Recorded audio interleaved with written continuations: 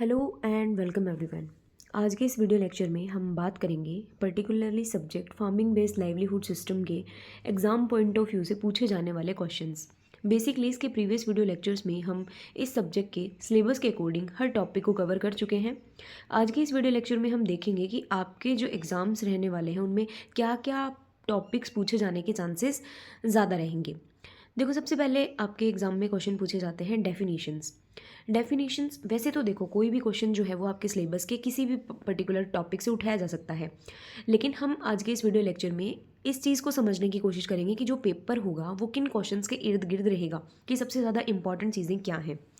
सबसे पहला आता है कि आपकी डेफिनेशंस में डेफिनेशन पूछी जा सकती है ALS, that is agricultural livelihood systems. अब देखो, ALS जो है वो आपके न्यू टाइप में इसकी फुल फॉर्म भी पूछी जा सकती है, राइट। अब जो ALS है, यहाँ पर दो तरीके से डेफिनेशन आ सकती है, या तो एग्रीकल्चरल लाइवलीहुड सिस्टम पूछा जाएगा या फिर सिर्फ लाइवलीहुड की डेफिनेशन पूछी जाएगी। नेक्स्ट हमारी डेफिनेशन आती है फार्मिंग सिस्टम्स की, कि जब आप एक से ज़्यादा एंटरप्राइजेस के ऊपर शिफ्ट हो रहे हो ताकि आपकी जो पर्टिकुलर इनकम है उसको डाइवर्सिफाई कर रहे हो, दैट इज़ फार्मिंग सिस्टम, और आप उसके एग्जांपल वहाँ पर मेंशन कर सकते हैं। फिर क्रॉपिंग सिस्टम और क्रॉपिंग पैटर्न की डेफिनेशन भी आपसे पूछी जा सकती है।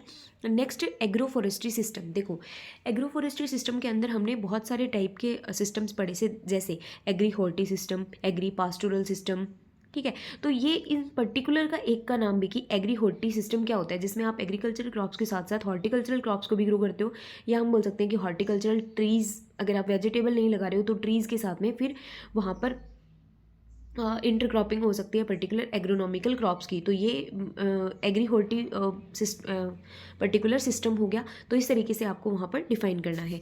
फिर ICR जो पूरा टर्म है वो दिया जा सकता है, तो आपको पूरा ICR जो है उसकी क्या फुल फॉर्म है, ICR डे कब मनाया जाता है, इसके अलावा पर्टिकुलर इसकी जो ये जो सिचुएटेड है वो कहाँ सिचुएटेड है, उसके मेन एम लिख सकते हो।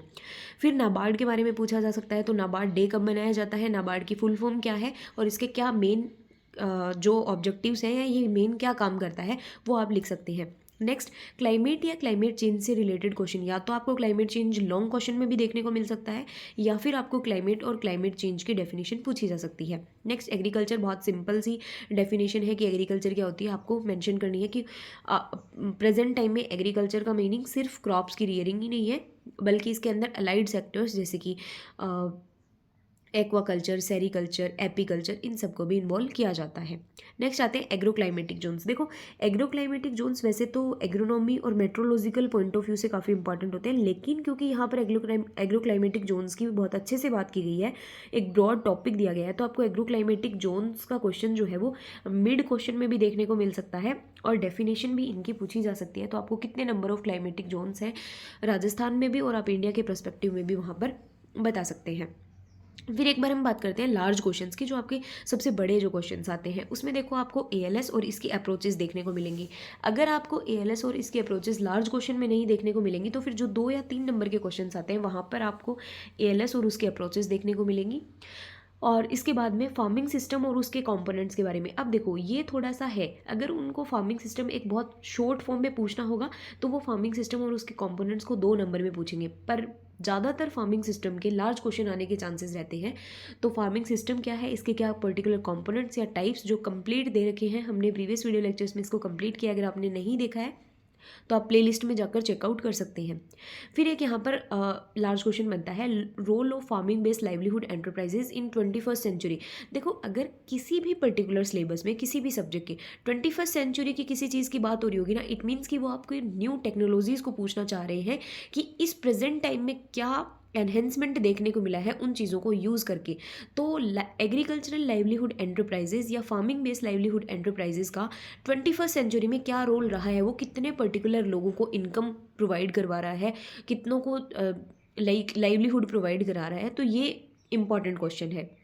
नेक्स्ट आते हैं कि कहीं पर आपको स्टेट एंड सेंट्रल गवर्नमेंट के कुछ स्कीम्स और प्रोग्राम को स्पेसिफाई करने की बात की जा सकती है, तो वहाँ पर आप जो भी एम्प्लॉयमेंट जनरेशन के लिए जो भी प्रोग्राम्स हैं एग्रीकल्चर लाइवलीहुड सिस्टम से रिलेटेड, उनके बारे में आप वहाँ पर लिख सकते हैं।